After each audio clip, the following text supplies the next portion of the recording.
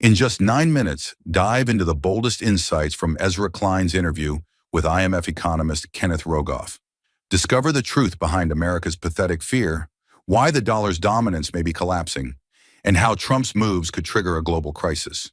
From history to what comes next, these 10 takeaways unpack the full power shift in global finance. Takeaway 1. America's power comes from the dollar.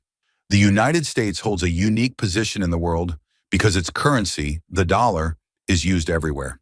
It is the main currency in global trade, banking, and finance. Countries use it to buy oil, pay off debts, invest in markets, and store wealth. This gives the U.S. something called an exorbitant privilege, which means it can borrow money more cheaply and influence world events with financial tools instead of military ones. It also means that the U.S. can make financial mistakes and still recover faster than other countries. For example, in the 2008 financial crisis, which began in the U.S. housing market, the world still turned to the dollar as the safest option. Investors rushed to buy U.S. Treasury bonds, even when American banks were collapsing, showing just how much trust there is in the dollar. Now let's move to the next takeaway. Takeaway 2, dollar dominance is not guaranteed forever. The dollar is still dominant, but that dominance is no longer guaranteed. Countries like China, Russia, and even U.S. allies are beginning to question whether relying so much on the dollar is safe. This is because the U.S. has used its control over the dollar system to punish other nations through sanctions and trade restrictions. Also, new technologies like digital currencies and global payment systems are making it easier for countries to bypass the dollar altogether. For example, China has been quietly setting up systems to pay for oil in Chinese yuan rather than dollars. This means they are building relationships where they do not need to use the dollar at all. If more countries follow this model, the dollar's importance could shrink over time. Now let's move to the next takeaway. Takeaway 3, sanctions make other countries nervous. The U.S. often uses financial sanctions to punish countries it disagrees with. This includes cutting them off from the global banking system, freezing their dollar assets, and blocking trade. While this might seem like a strong move, it also sends a message to other countries. That message is, you could be next. Even allies of the U.S. are starting to worry about depending too much on the dollar because one change in American politics could put them at risk. For example, when the U.S. used sanctions to cut Iran off from international banking, even European companies were affected. They could not do business with Iran without risking punishment from the U.S. This made European leaders talk openly about building an independent financial system. Now let's move to the next takeaway. Takeaway 4. America might be overusing its privilege. Kenneth Rogoff argues that the U.S. is leaning too hard on the power of the dollar instead of strengthening its real economy. The U.S. gets cheap loans, high global influence, and freedom to act without facing the usual financial consequences. But if the world starts to view America as unreliable or dangerous, they could start pulling away from the dollar. That would make borrowing more expensive for the U.S. and reduce its ability to respond to crises.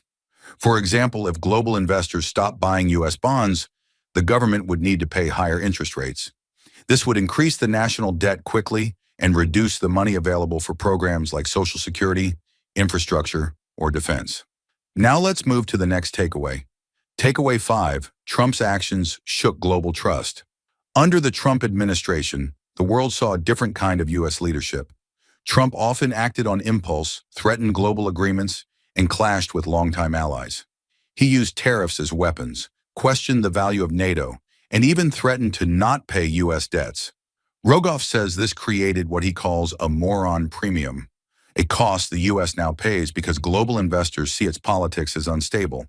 For example, when Trump imposed tariffs on allies like Canada and Germany and praised dictators while mocking U.S. institutions, it made even friendly nations think twice about trusting America with global leadership. We're halfway through the video. Thanks for sticking with us. If you're enjoying it, hit the thumbs up and share it in your WhatsApp groups. If you'd like to support us, please tap the thanks button below. It helps us keep making great content. Drop a comment and don't forget to hit subscribe for more. Now let's continue with the video. Takeaway 6. Erratic leadership creates real financial costs. Markets hate unpredictability. When leaders are seen as unstable or reckless, investors pull back or demand more money to cover the risk. This is not just a political issue. It affects the economy directly. Rogoff points out that during times of political chaos, the U.S. has to pay more to borrow money. This hurts regular Americans too, because higher interest rates affect mortgages, credit cards, and business loans. For example, during the Trump presidency, a single tweet about trade or interest rates could send markets crashing or soaring. One time, after a tweet threatening more tariffs on China, the stock market lost billions in value within hours. That level of chaos makes long-term planning nearly impossible for investors. Now let's move to the next takeaway. Takeaway 7. Rogoff sees the dollar as a weapon and a weakness. Kenneth Rogoff believes the dollar is both a tool of power and a potential trap. In his upcoming book, Our Dollar, Your Problem, he explains that America has been using the dollar like a weapon to control, punish, and pressure other nations. But at the same time, this use makes those countries look for ways to fight back or escape the system. If too many countries exit the dollar-based system, the U.S. would lose its main advantage. For example, after Russia was hit with sanctions following its invasion of Ukraine, it quickly turned to China for help. The two countries made trade deals in their own currencies and encouraged other countries to join them. This is a direct response to how the dollar has been used as a tool of U.S. foreign policy. Now let's move to the next takeaway. Takeaway 8. History explains how the dollar took over. The dollar's rise began after World War II, when the United States was the world's biggest economy and most powerful nation. At that time, a deal called the Bretton Woods Agreement made the dollar the main currency for international trade and finance. Even after that system ended in the 1970s, the dollar stayed strong because people trusted the U.S. economy more than others. Stability, size, and strong institutions kept the dollar on top. For example, Japan and Germany had strong economies in the 1980s, but their currencies never replaced the dollar because their financial systems were not as trusted or widely used outside their own countries. Now let's move to the next takeaway. Takeaway 9, future digital currencies could challenge the dollar. Digital currencies could be the next big threat to the dollar. These include state-backed digital money like China's digital yuan, as well as private cryptocurrencies like Bitcoin and Ethereum. These systems can work without needing U.S. banks or government approval. They allow countries to trade, save, and invest without using dollars. If these digital options become more common, the world might not need the dollar as much anymore. For example, China is testing its digital yuan in cross-border trade with countries in Asia and Africa.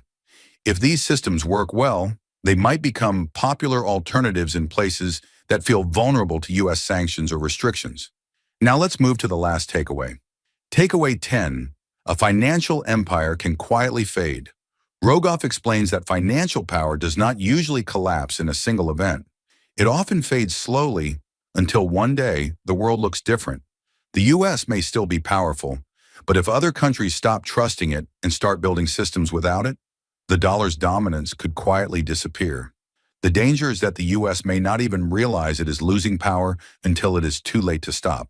For example, if central banks around the world begin to hold fewer U.S. dollars in their reserves and shift to other currencies or gold, that might seem small at first. But over a decade, that shift could leave the U.S. without the ability to borrow cheaply, respond to crises, or influence global events as it once did. Here is a brief introduction about Kenneth Rogoff. Kenneth Rogoff is a former chief economist at the International Monetary Fund and a professor of economics at Harvard University. He has a book coming out called Our Dollar, Your Problem.